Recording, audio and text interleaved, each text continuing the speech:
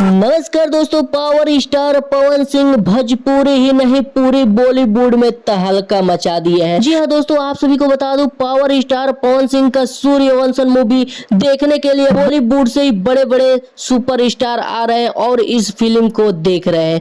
जी हाँ दोस्तों, आप सभी को बता दूं, सूर्यवंशम मूवी इतना जबरदस्त, इतना कमाल, इतना धमाल बनाई गई है, जिसके बाद बॉलीवुड के जितने भी कलाकार आकर देख रहे हैं इस फिल्म को, बोल रहे हैं कि भोजपुरी के इतिहास में पहली बार इतनी बड़ी फिल्म बनाई गई है और इतना जबरदस्त देखने में लग रही है और इस फिल्म को देखने के बाद बार बार देखने का मन कर रहा है। दोस्तों आप सभी को बता दो, सूर्यवंशम मूवी को आज रिलीज हुए 8 दिन हो गया है, फिर भी इस फिल्म का क्रेज कमने का नाम नहीं ले रहा है। पूरा यूपी बिहार तो इस फिल्म का प्रशंसा कर ही रहा है, लेकिन बॉलीवुड से भी बड़े बड़े कलाकार आ रहे हैं और इस मूवी को देख रहे हैं।